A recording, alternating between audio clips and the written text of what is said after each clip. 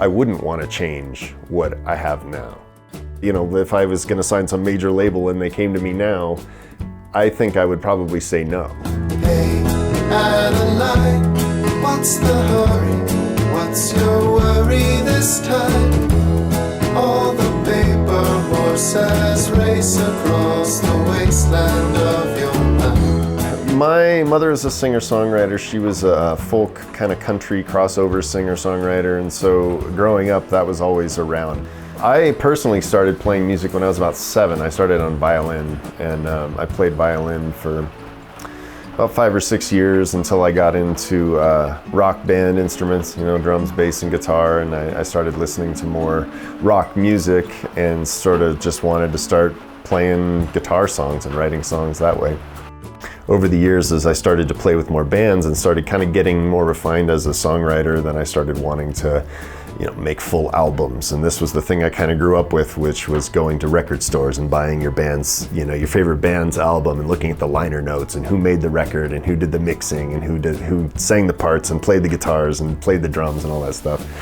And I loved that concept, that whole world where there's this collective getting together to create this work of art.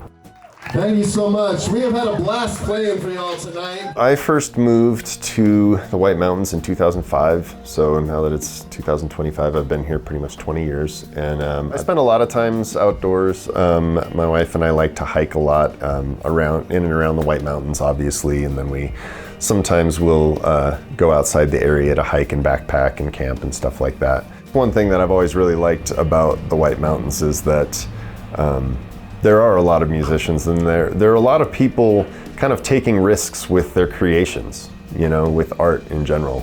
My experience with music in the White Mountains has often been that there is this kind of really cool underground little community of musicians, you know. And for a lot of the people who are writing original music, we kind of all support each other's bands, you know. We go to each other's shows, you know, buy each other's t-shirts and records and stuff like that, you know. It's just kind of a cool little sort of mountain scene. I woke up breathing fast once that dream had passed, and we lay still while the soft light comes streaming.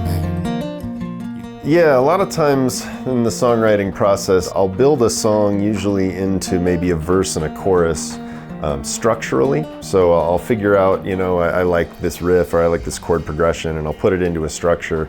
And a lot of times during that process, what I'm doing is I'm like just mumbling words. I'm not saying anything coherent. You know, I'm sure you've heard the whole like cures like thing. When people are sad, they want to listen to sad music, or, you know, when they're happy and excited, they want upbeat, you know, maybe loud music or something like that, where it kind of matches their mood. A lot of times it's almost in reverse for the writing process, where you've got, you know, where your head or your heart is at that moment tends to influence the kind of ingredients you're playing with, the kinds of notes, the kind of chord relationships, that kind of thing. And so lyrics actually tend to be one of the last things I do for a song, even though they are kind of the most important part.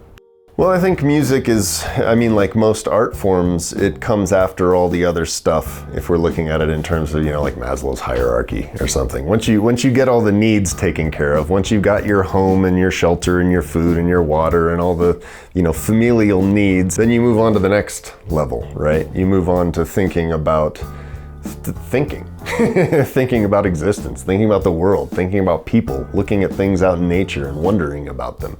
And art, I think, really just kind of comes out of that process of engaging with our thoughts that go beyond our needs, you know.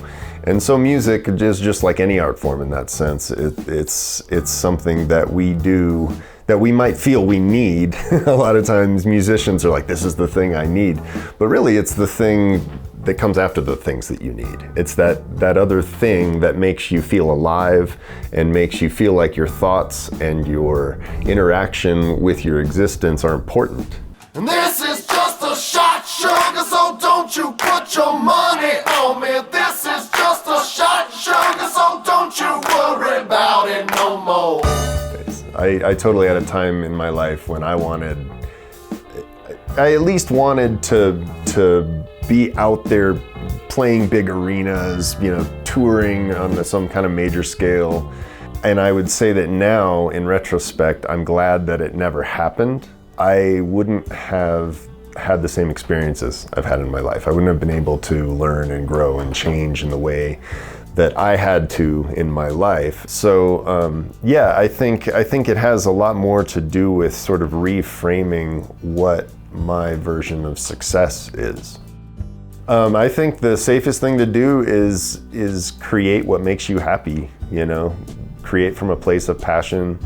One of the things I had to recognize in myself within the last 10 years probably, is that I was starting to lose that fire that I had when I was 16. But I was so passionate about it then that I loved it, and I didn't care if I was gonna make money or what it meant. You know, I didn't care what it meant because I was so passionate about what I was creating. And I think if you lose that, that's the opposite of success, is losing that passion for what you create. Our daddies were born on the floor of this house.